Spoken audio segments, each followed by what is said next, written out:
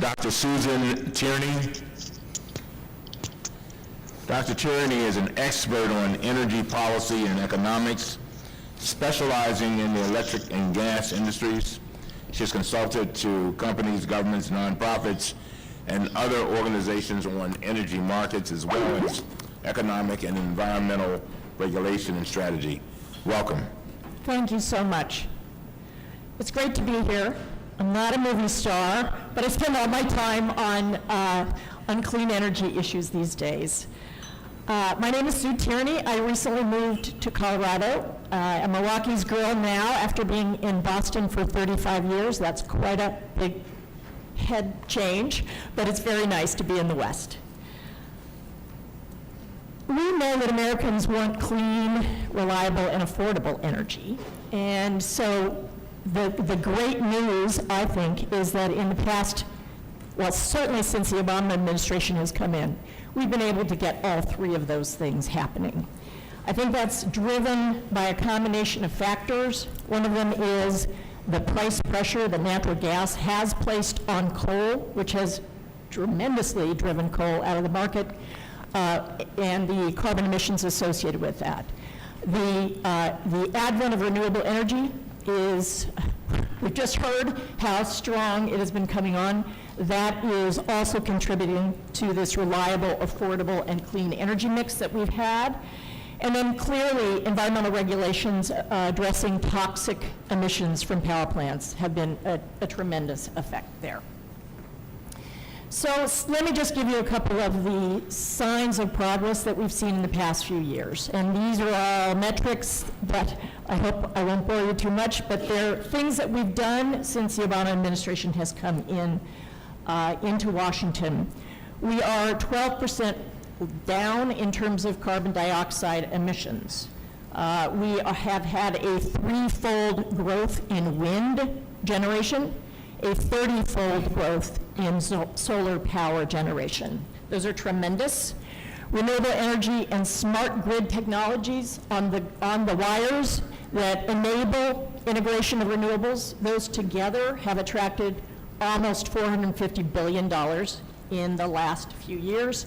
And the renewable sectors with smart grid investments are the fastest growing energy-related part of the job creation.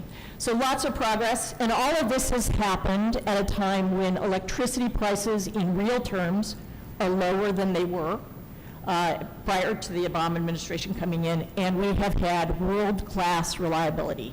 So that provides access to energy for in a tremendous way. Part of the story is also that we've made huge gains in energy efficiency, in buildings, in appliances, in vehicles. That's also contributed to the story I just described.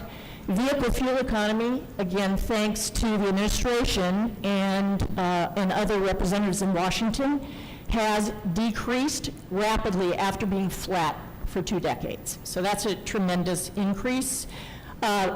Increase in the value proposition for Americans who have saved billions of dollars associated with these investments in energy efficiency. Today, compared to 2008, Americans get 13% more gross domestic product out of their electricity dollars. So we've seen a much better injection of efficiency. And thanks to things like the Clean Power Plan, things like the fuel economy standards, which are slated to bring in historic reductions in use of gasoline, we will continue to see this platform of progress going forward.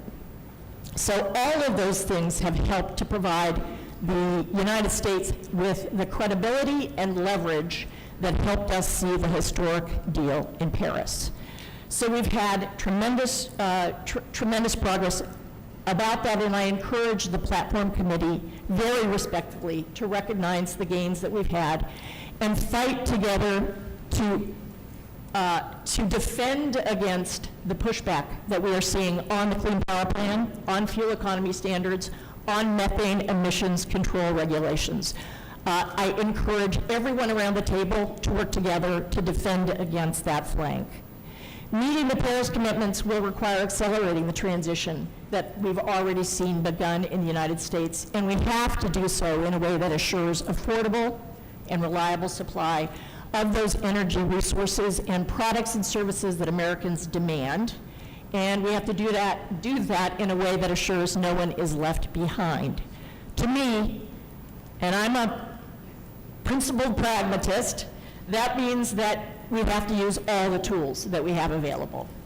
As much as I personally would love it, we don't have a magic lever in this particular area.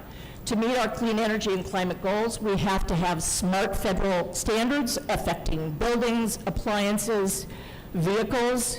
We need appropriate signals to investors in markets, and we need sound investment in infrastructure and innovation. Personally, I think it's very important to defend against backsliding on the climate progress that we've seen to date. And to me, that means that we have a very strong commitment to ensuring that safely operating existing nuclear plants continue in the mix. Nuclear plants today represent almost two-thirds of the zero carbon emitting electricity in the country. We've already seen losses in Vermont and in other places around the country, another announced today in the middle of the country. Every time one of those plants retires, in the real world, that's being replaced with a fossil fuel generation. So prematurely retiring such plants will create a much bigger challenge than we've already got. I think that the federal government has so much to look forward to and to continue to do in working with states and localities. We've heard today about the kinds of progress that those groups have made in this area, and they continue to provide us with tremendous examples of the laboratories of democracy, and they, with the support in Washington, can be the engines for change in this new energy economy. We need to increase federal investment in clean energy infrastructure, and that includes electricity transmission as well as mass transit. We need to invest in research and development for zero carbon resources into the future, and that would include seeing the direction of advanced nuclear and in carbon capture and sequestration. Democrats have so much to offer in terms of leadership on these issues, and I really hope that we can keep the White House blue in this fall.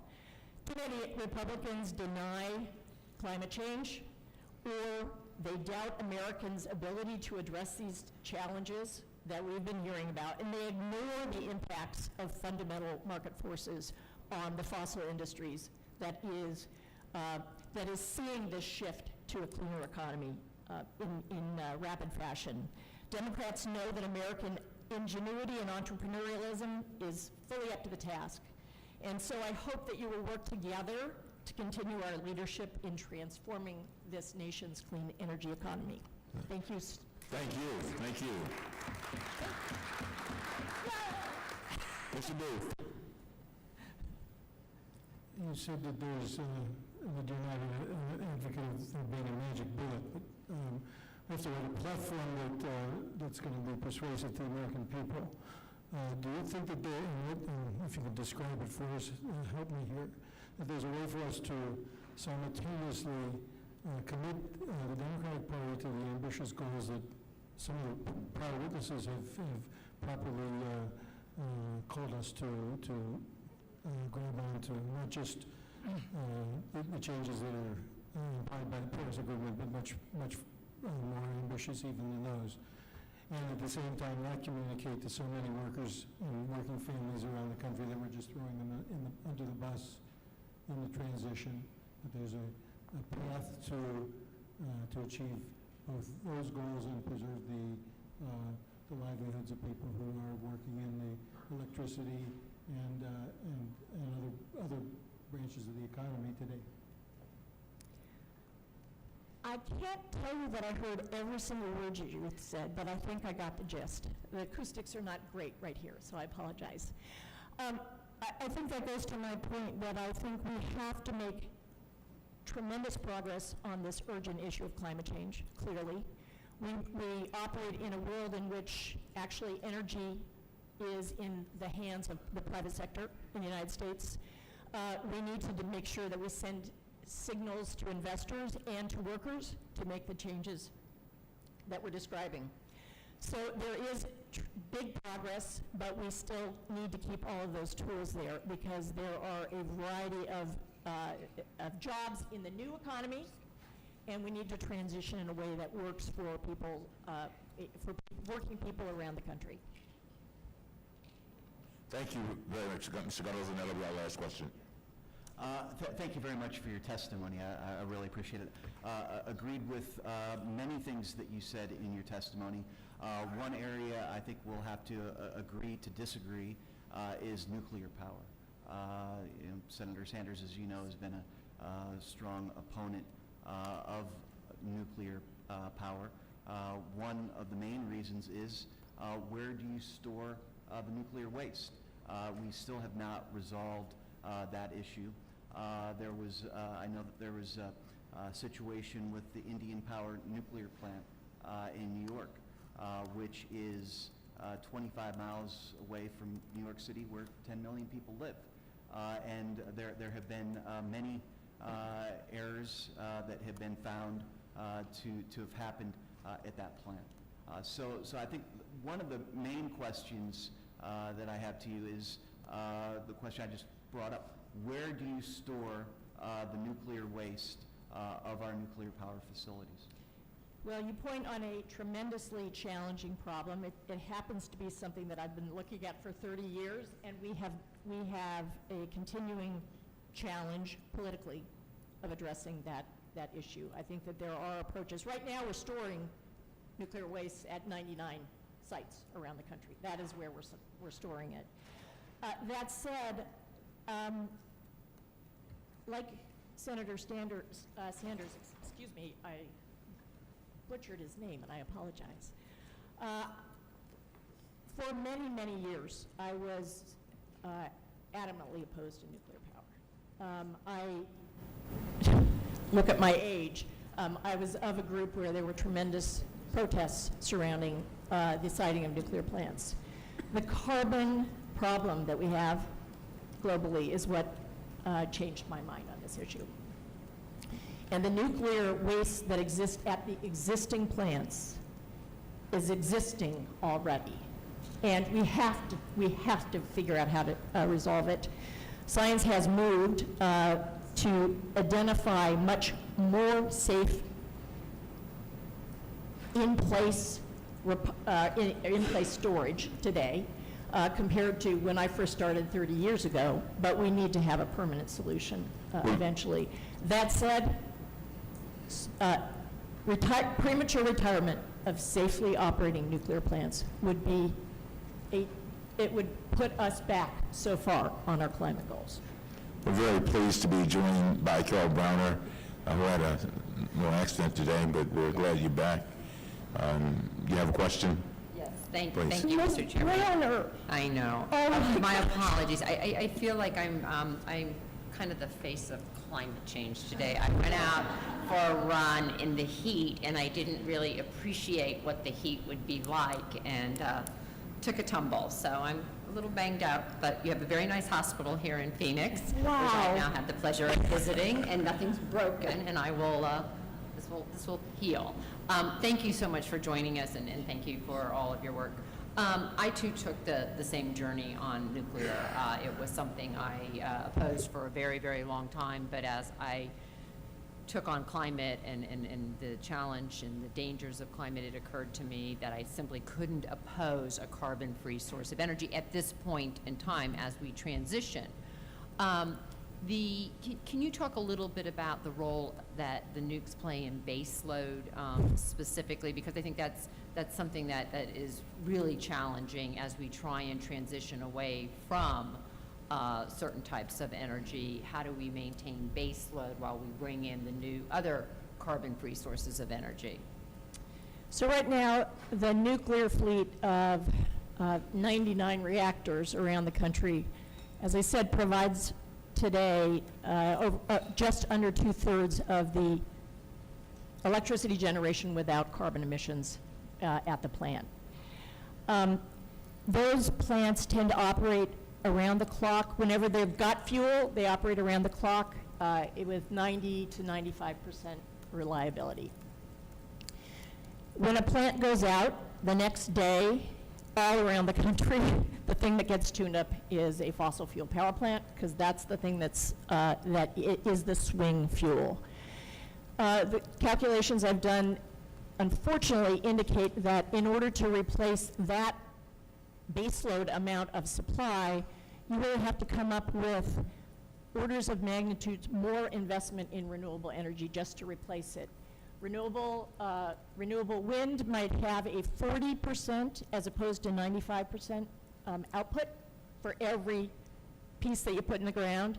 Solar is closer to less than 20%, so that means you have to have 4 to 6 to 8 times as much investment in those in order to replace something that's going offline.